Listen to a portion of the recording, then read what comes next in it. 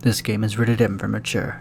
It may contain blood and gore, intense violence, strong language, mature humor, nudity, strong sexual content, use of drugs and alcohol. Viewer discretion is advised. 一切の非戦闘行為による解決を放棄。戦闘行動へ移行。撃滅による状況好転を目標とする。Alrighty, everyone, welcome back to more Tokyo Babel. In the last episode, Setsuna here came to save our asses, and Lilith, I don't know what the deal is with these characters. We don't quite have the backstory just yet. Things are a little bit hazy and confusing. It's almost like that time I read that manga backwards because I didn't know which way to read it, and I had no idea what was going on. Yeah, it's kind of like that. Hopefully we'll get some clarity. We do know that the woman who was stalking us is named Gethel. But it's probably a biblical reference of some sort. I'm sure all these people are biblical references of some sort. I can't comment. Not keen on the Bible or anything like that. So yeah, they're gonna fight. Setsuna and Gethel. Can he succeed? Well, he damn well better. Otherwise, we're not gonna have much of a game, are we? Alrighty, here we go. ガンホウ魚毒腹渡を食いちぎれ I like this guy. なめんな Ooh, look at that. Oh, that is so cool. I lunged at her. Upon closing in our distance, my right fist crashed into her. No physical response. Her contours rippled, vanishing into thin air like a mirage. I turned to my left, having sensed a visual disturbance in the air, only to be propelled backwards by a kick.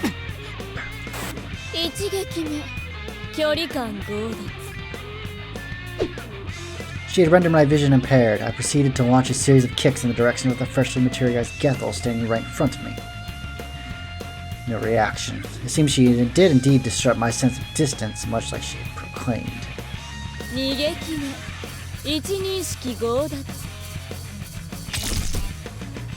I felt a sharp pain in my right foot the moment it touched the ground. I stepped into a spike that I could have sworn wasn't there a moment before.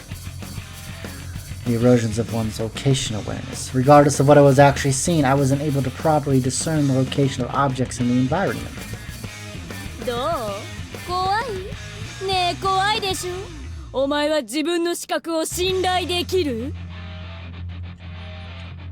It must have been one of Gethel's abilities. As far as I recall, she only once inflicted blindness upon the Amorites, causing them to massacre one another. Let us assume that a truly skilled combatant, a master among masters, had lost his eyesight. Such a person would still be able to discern the opponent's location by sensing his presence, detecting the sounds he made, and so on. However, I still had my sight. In fact, my vision was being flooded with plenty of information. The fact that what I saw looked vivid and clear, unlike an illusion, was certainly not helping matters. As such, I elected to stop relying on my eyesight. I had no use for it here.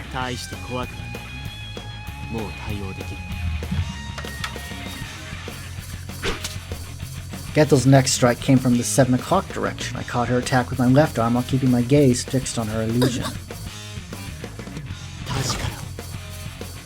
Dude, she fucking just got ripped. Got to stop taking them steroids, man. In an action that lasted no longer than a split second, I smashed my swollen right fist into Gethel's abdomen, finally yielding a reaction from her. Gethel's arm, the one I had taken hold of earlier, was torn clean off as my strike sent her flying to the far end of the hallway. However, she vanished from view the moment I initiated pursuit. As I was about to halt my advance near the end of the hallway, I found myself pathetically crashing into the wall. I clutched the back of my head, muttering curses beneath my breath.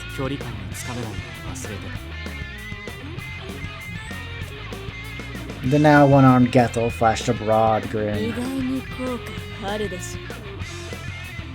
Gathol picked her right arm up, quickly reattaching it. Even in her world of illusion, such an action saved her a considerable amount of time compared to having to recreate a lost one from scratch.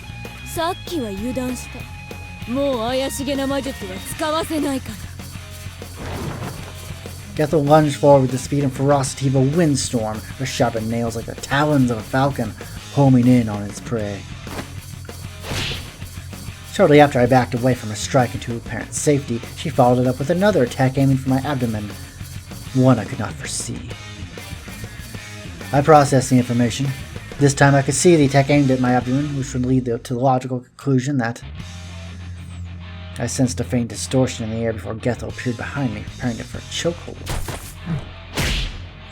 I ducked out of the way, delivering a roundhouse kick to her face.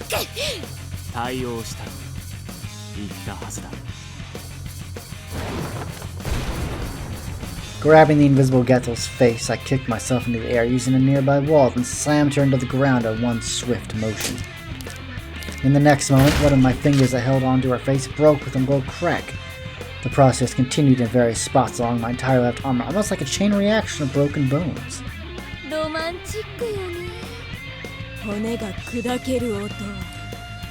Sorry, I'm a flower person.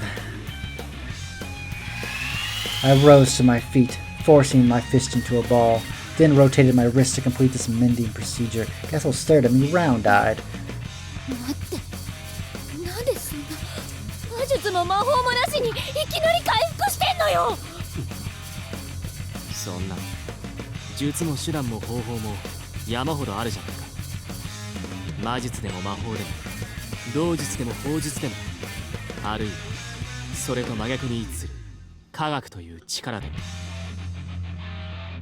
If I could not restore a broken arm, I would have no place on the battlefield. She appeared reluctant to accept it. After all, this was her realm, a territory under her absolute control, a place that stood as the manifestation of all her hopes and dreams. Hers was an eternal slumber. She drowned herself in a dream most sweet, hoping never to wake. In other words, the path to defeating Gathol was simple.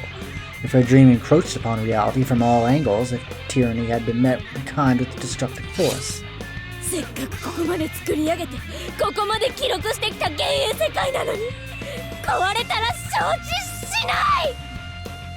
Gathol brandished a one-handed sword, the thick blade covered partially in cloth, and it in a peculiar, hook-like shape. Its fiendish steel seemed somewhat out of place in the hands of an angel. It had to be that sword. Pecati. Sounds like a cheese. Or a pasta. Long ago, a certain poet journeyed to the hill of Purgatory, where he came upon the angel guarding its stone-wrought gates. The angel lifted his sword and engraved the letter P 7 times on his forehead. The letter signified the man's sins. As he climbed each level of Purgatory, his sins would be absolved and the letters would fade one by one. The 7 deadly sins were as followed: gluttony, sloth, wrath, envy, pride, lust, and greed. The blade, diabolic in its holiness and divine in its wickedness, the very same sword Gathol was now wielding. So, あらゆる罪人を受け入れ、追放し、弾劾する剣。この剣、貴様も永劫に近い時をよりよく過ごせ。剣の持ち主は君じゃないはずだ。違わない。天使が使わないなら、私が流用したところで何の問題もない。Gethel moved into attack, and though I made an attempt to dodge her incoming slash, she seemed to have boosted her own physical prowess by tapping into the vast pool of magical energies housed within the sword. My vision has been rendered a disorganized mess of information. Gethel advanced swiftly and silently, her steel biting into my flesh as I stood unable to evade her strike. A violent splash of blood spurted from my body as the sword engraved a sin upon it. As long as the sin remained unpurified, the wound would continue to perpetually ooze blood. Gethel howled with laughter as droplets of blood trickled down from the edge of her steel.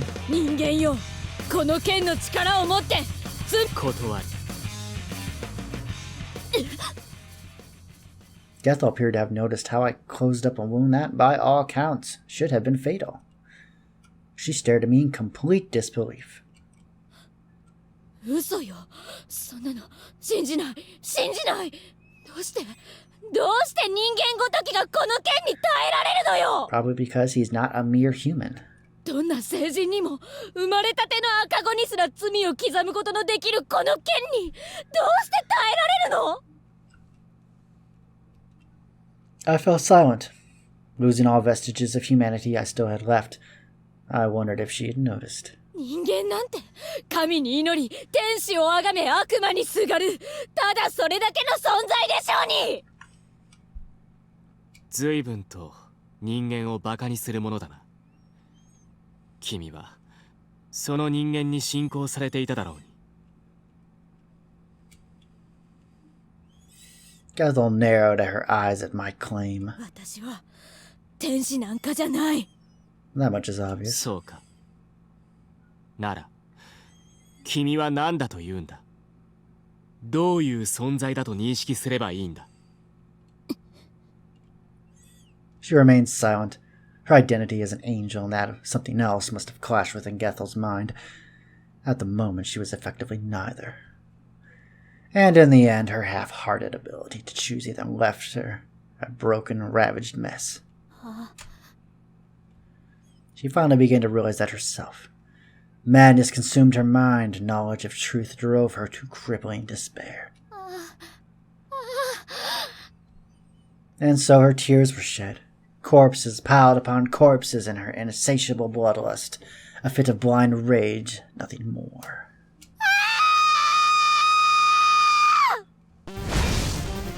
Her madness escalated, her terror erupted. Gethel's blade crashed down as I raised both my arms in an attempt to block it, yet her strike boasted such staggering ferocity that it sent me flying out the window. Gethel spread her wings and took flight to pursue me as I attempted to keep my distance in midair. We engaged each other in another worldly dogfight, incessantly alternating our battlefields between interior and exterior, air and ground, crashing through dozens of windows in the process. Look at that. That's pretty sweet. I love the CGs in this game are pretty cool. 知恵も誇りもなくただひたすら食らい尽くす汝が姿を世に示せ。 Whoa. As Gathol held her steel aloft, the very earth trembled beneath our feet, splitting open to reveal a monstrous creature the size of a mountain. The beast had a reddish-brown carapace, crimson eyes, and jagged shark-like teeth. A layer of mist-like haze coiled about its terrible shape. I changed my course mid-air as the creature's colossal jaw closed at the exact same space I occupied mere seconds ago. あら面白い。ブーブー小豚が鳴いてるわ。 You're awfully calm. 小豚？あれが？ The two girls watched over our unfolding battle from their improvised gallery. Improvised gallery. I can't read. It took one swing of my arm. Nino Kaguchi. To make the beast go up in flames. It howled and bellowed as the fires consumed its massive frame, turning it into ashes within seconds. The flames even reached Gethel, scorching her wings. 次は何だ。平の罪よ。労働なき富を持ちて永劫の眠りにいざなえ。 A thick, gooey mass of liquid materialized in the air, burning both the ceiling and the walls as squirming appendages lashed onto.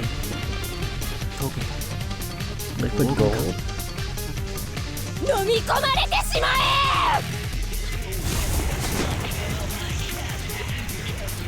え！ I immediately leapt out the window, only to have the liquid gold slither after me in pursuit like a blob. What I needed the most right now was cool air. Lowering the temperature in my right arm to its absolute minimum, I created a cloud. I flinched as the spear of pure gold grazed the skin near my shoulders. The liquid gold changed its shape, seemingly in an attempt to impale me. Could that have been under Gethel's command? Still, I evaded the attack. I made the cloud release a considerable amount of cool rainwater at a distance close enough that I could feel the bright heat of the molten gold on my skin. The liquid gold hissed and sizzled as it solidified, allowing me to use it as a foothold to close the distance between myself and Gathol. Gethel readied her sword. ルンヌの罪よ、そのたけらけしき怒りを喉にため。 I sent her flying with another blow before she could finish the incantation and summon the creature. 終わりだ。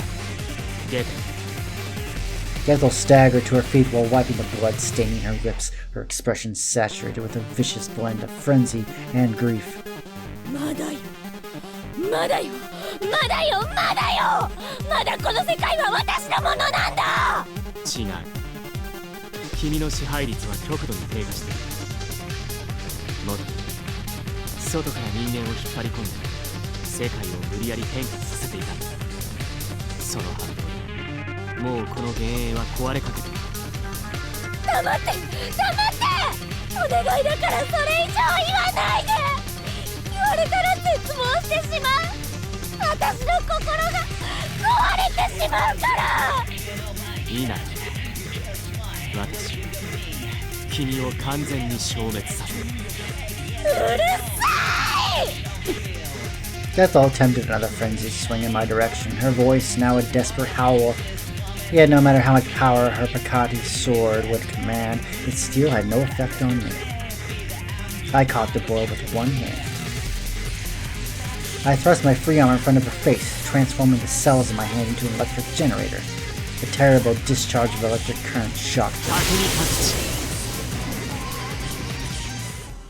The resulting discharge struck her body as a bolt of fierce lightning. Gethel collapsed onto the floor with an audible thud, almost like she had just been shot by a high-caliber cannon round. Moments later, I heard a low, splintering crack. I shot a glance at my surroundings, discovering a thin crevice on the wall near Gethel, its surface littered by dozens of vein-like cracks resembling a sheet of broken glass. The sheer amount of damage Gathol had suffered weakened her the dividing line between reality and her illusionary world.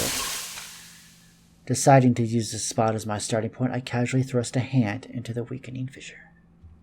やめて。 I turned towards Gethel, completely ignoring her desperate attempt at pleading. 遊びは終わりだ。小さな支配者。八つ当たりでさらわれ、八つ当たりで殺され続けた彼らも、これでようやく解放される。解放ですって。ふざけるな。お前がやろうとしていることは私よりひどい。どこがだ。みんなここで幸せに過ごしているのに、みんなここで永遠に殺されて幸せなのに。もう喋るな。Never heard enough. It's time she's done talking. やめろ。やめて。My arm began to emit a green-tinted light that transformed into a series of numerical figures, specifying the coordinates of this microcosm. ラジエルの力で現実とのリンクが完了した。これより削除が開始される。And with that, the process began, resembling the work of a gargantuan vacuum cleaner sucking up and disposing of all things that once constituted this world. Naturally, we were no exceptions either. As I found my consciousness being dragged back into reality in the blink of an eye, I caught a brief glimpse of the world nestled in the crevice between the real world and the illusionary one, a vision of my past.